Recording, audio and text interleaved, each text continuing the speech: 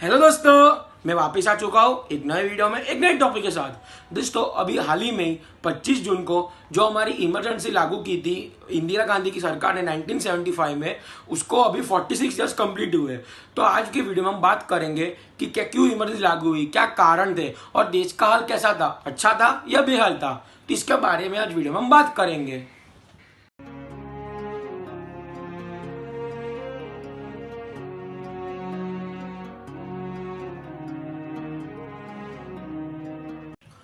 1971 में इलेक्शन हुए थे, उसमें इंदिरा गांधी को 351 सीट की भारी बहुमत से वापस पीएम बनने की शपथ ली थी। और उस समय देश की जनता को उन पर काफी भरोसा था, क्योंकि उनको लगा था कि वो इंदिरा गांधी इंडिया को वापस विश्व गुरु ले जाएंगे। और ये भी था कि उन्होंने बांग्लादेश में घुसकर पाकिस्तान को बाहर निकाला था। और दोस्तों तब का ये भी नारा था कि India is Indira and Indira is India. इसका मतलब अगर कोई भी सवाल इंदिरा गांधी पर उठाएगा तो इसका मतलब देश से सवाल उठा रहे। तो ऐसा नारा उन्होंने तब क्रिएट किया था।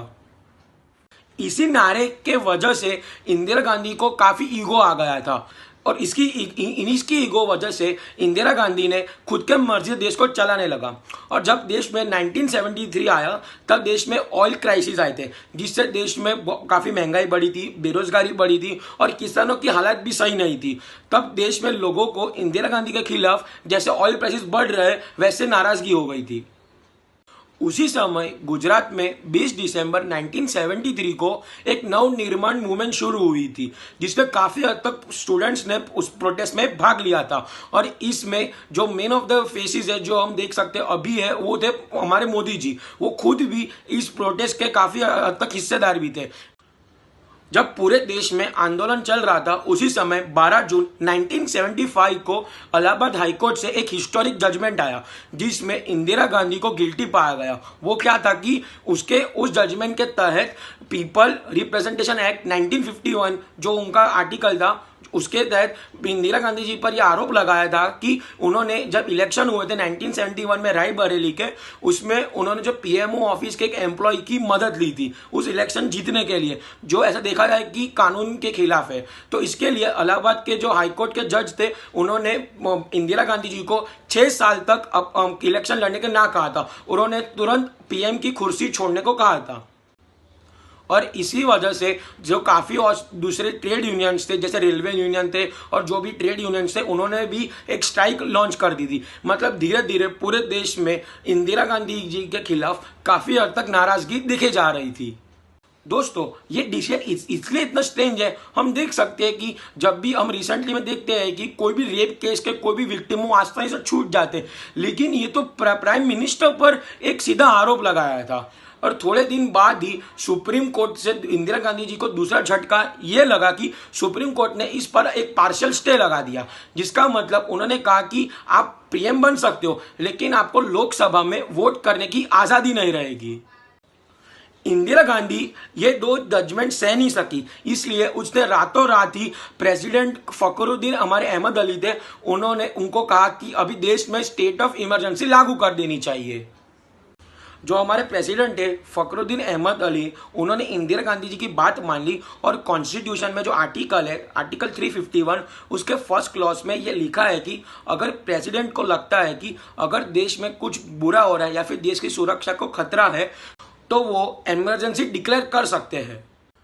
26 जून को सुबह 8 बजे ऑल इंडिया रेडियो के तहत इंदिरा गांधी जी ने अपना मन की बात को संबोधित किया और उन्होंने देश की जनता को कहा कि वो इमरजेंसी लागू कर रही है। और इन्होंने इमरजेंसी का जो कारण था ये कहा कि देश की जो डेमोक्रेसी है उसको खतरा है, देश की जो नेशनल बॉर्डर्स है उसको खतरा है और जो भी विदेशी ताकत है वो देश को नुकसान पहुंचाने की कोशिश कर रही है। ये सारे रीजन की वजह से वो देश में इमरजेंसी लागू करना चाहती है। लेकिन उन्होंने एंड में ये भी कहा था कि ये इमरजेंसी सिर्फ कुछ दिनों की होगी। लेकिन दोस्तों ये इमरजेंसी कुछ दिनों की नहीं, लेकिन 21 महीने की थी। हमारे जनता को पता भी नहीं चला था। ये जो 21 महीने की इमरजेंसी थी उसमें हमारी डेमोक्रेसी का काफी बुरा समय चल रहा था और हमारे जो ह्यूमन राइट्स है वो भी पूरी तरह से छीन चुके थे। इमरजेंसी का काफी मिक्स रिस्पॉन्स था, काफी सारे लोग इसके सपोर्ट में भी थे और काफी इसके खिलाफ में थे। जो लोग सपोर्ट में थे इंदिरा गांधी जी जो अंधभक्त थे, उनका मानना ये था कि इमरजेंसी लागू होने से देश में अराजकता कम हो जाएगी, जो ट्रेन से वापस समय पर शुरू हो जाएगी, स्टूडेंट्स वापस कॉलेज में पढ़ पाएंगे, जो गवर्नमेंट ऑफिस थे वापस अच्छे से काम होंगे। उनका मतलब देश वापस विकास की ओर बढ़ रहा था। लेकिन काफ़ी ऐसे भी लोग थे जो इसके खिलाफ में थे। जैसे जो बॉलीवुड में थे, एक मूवी बनी थी किस्सा कुर्सी का, जैसे मूवीज ने, वो एकदम ही सटायर मूवी थी और उन्होंने अपना विरोध जताया था इंदिरा गांधी जी की इमरजेंसी पर। काफी सारे राइटर्स इस इमरजेंसी के सपोर्ट में ही थे। उसमें से एक थे हरिवंश राय बच्चन। और इसी समय जो हमारी मीडिया थी उसको पूरी तरह से गवर्नमेंट ने अपने अंडर ले लिया था और पूरा अपना कंट्रोल जमा रही थी। इसकी वजह से जो रियल फैक्ट्स इमरजेंसी के आने चाहिए थे वो मीडिया बता ही नहीं सकती थी। दोस्तों, आज के लिए बस इतना ही। मैंने इमरजेंसी को आपको सिर्फ आधी कहानी बताई। नेक्स्ट वीक मैं नया वीडियो लाऊंगा, उसमें इसकी आधी कहानी बाकी है। उसमें बताऊंगा कि जब इमरजेंसी हटी थी 21 महीने बाद, तो इंदिरा गांधी जी इलेक्शन हार गई थी और देश का हाल क्यों और बेहाल हो गया था। ठीक है दोस्तों, वीडियो को लाइक कीजिए, चैनल को सब्सक्राइब कीजिए। तब तक के लिए गुड बाय।